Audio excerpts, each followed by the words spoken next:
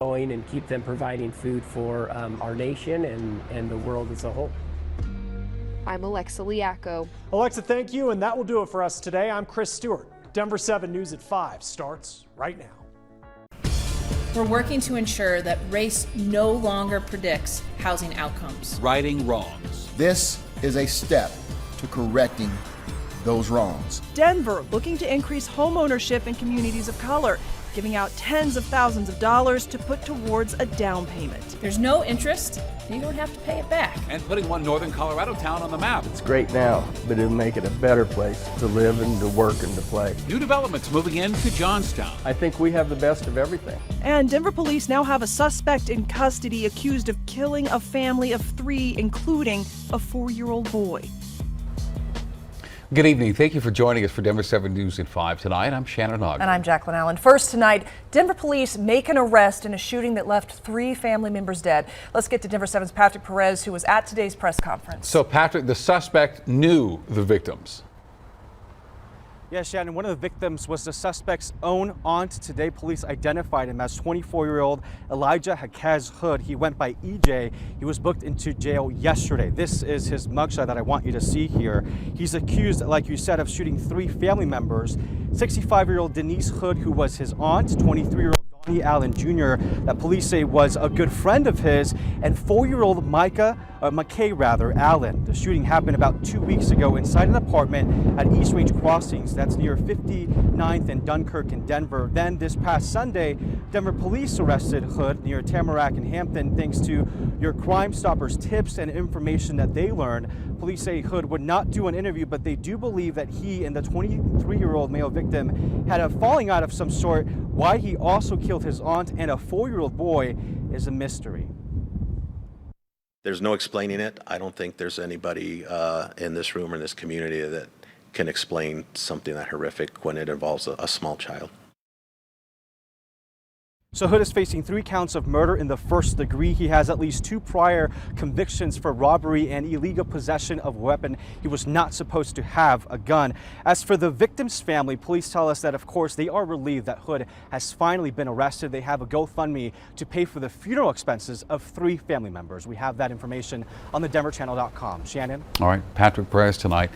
Patrick, thank you very much. Also new tonight, an Alabama fugitive awaiting trial for murder and a former corrections officer are now in custody after a 10-day manhunt. Vicky White and Casey White were found in Indiana after leaving police in a car chase. Vicky was taken to the hospital. CNN is reporting she shot herself. Police say Vicky helped Casey escape on her last day before her retirement. Well, crews are still searching Cherry Creek Reservoir for the body of a 29-year-old man who went missing over the weekend. Parks and Wildlife say he was not wearing a life jacket Saturday when he fell off an inner tube. He's being pulled by a boat.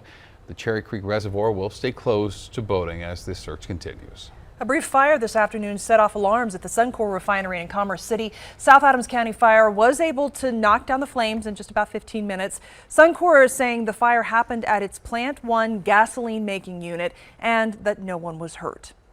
Students at Fort Collins High School found a bag of empty gun magazines near campus today. The campus immediately went into lockdown as police investigated. In the end, no gun was found. Police were able to find the bag's owner, and they say there was no threat to students.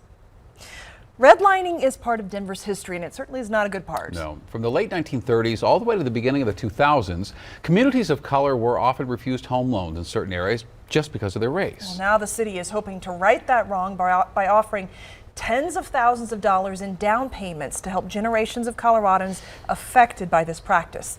Denver 7's Micah Smith is going deeper into today's announcement. And Micah, the city already has its first recipients. Shannon and Jacqueline, it does, and I spoke to one of them. When we talk about race predicting housing outcomes, it seems like a decades-old concept that doesn't have an impact anymore. But the program participant I talked to told me his family's redlining experience is still having an impact, even in 2022.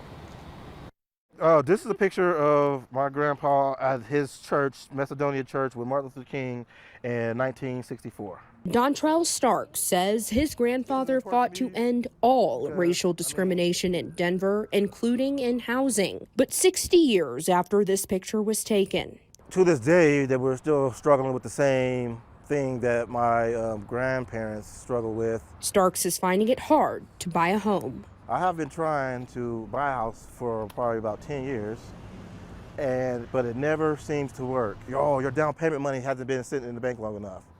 Or, you haven't been working at this job long enough. For far too long, communities of color have been excluded from the American dream. During a news conference, Denver Mayor Michael Hancock and Chief Housing Officer Britta Fisher announced the launch of a new program helping future homeowners of color like Starks. $15,000 to $25,000 to help with down payment or closing costs.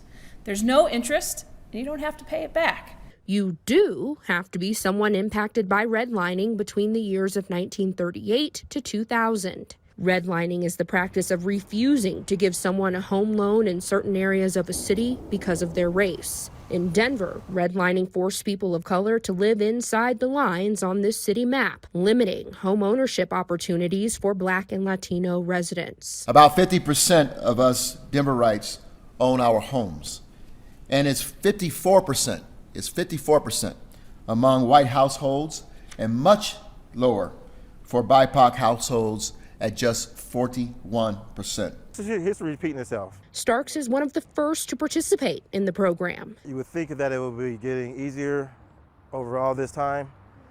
You would think that we wouldn't even need a Metro DPA program to help Black people get into these homes, but we do. After 10 years of banks turning him down, Starks says his family of 7 can finally move out of their 3-bedroom house and into a home that fits his family.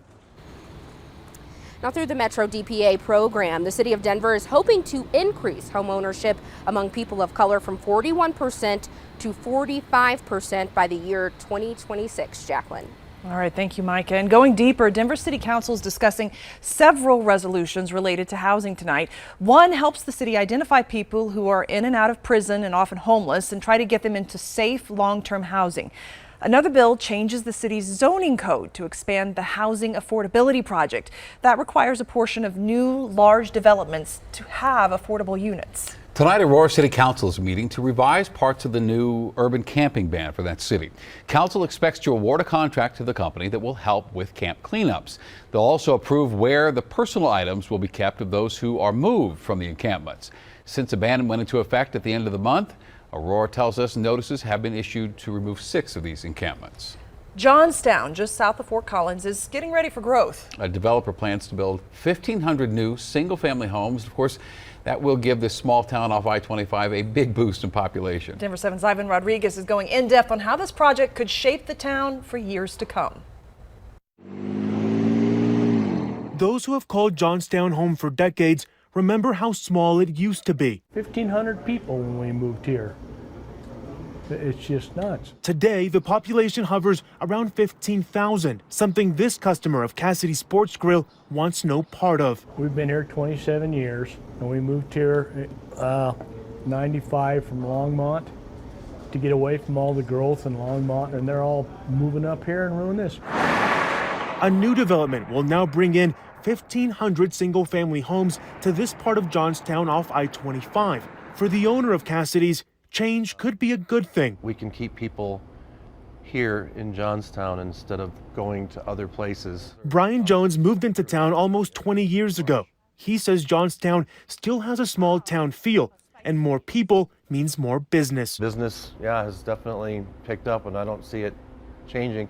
I'm sure that it's going to bring more businesses, competition, if you will, but I never see new places opening up as competition. The mayor of Johnstown insists potential commercial businesses coming in isn't only a benefit to future residents, but also those already in town. They don't have to travel out of town to do their shopping, so it's a big advantage to the people that live here now, and I think they understand that. It's just getting over the stigma of growth. Mayor Lepsak says one of his focuses is making sure the expansion is done right and accompanied by proper streets, infrastructure, and keeping local business alive. Well, through all of the development that we see coming, it's going to make Johnstown a better place. Overall, more than 3,000 homes are set to be built in Johnstown, an opportunity some are eager to welcome, while staying true to Johnstown's roots. Ivan Rodriguez, Denver 7. More fire weather worries this week. I'll let you know if there's any sign of some rain. Plus, mysterious cases of hepatitis among kids is being investigated by the CDC, with at least one confirmed case in Colorado. We still don't have all the data necessary to make an informed decision about what is driving this increase in cases. And can the Avs in the Preds playoff run sweep the series despite losing their star goalie for Game 4? Ryan Johansson just put the blade of his stick right through Kemper's mask and speared him. Just a freak accident. We're hopeful on Kemps for sure, but if Frankie's our guy, we're ready to go to battle for him.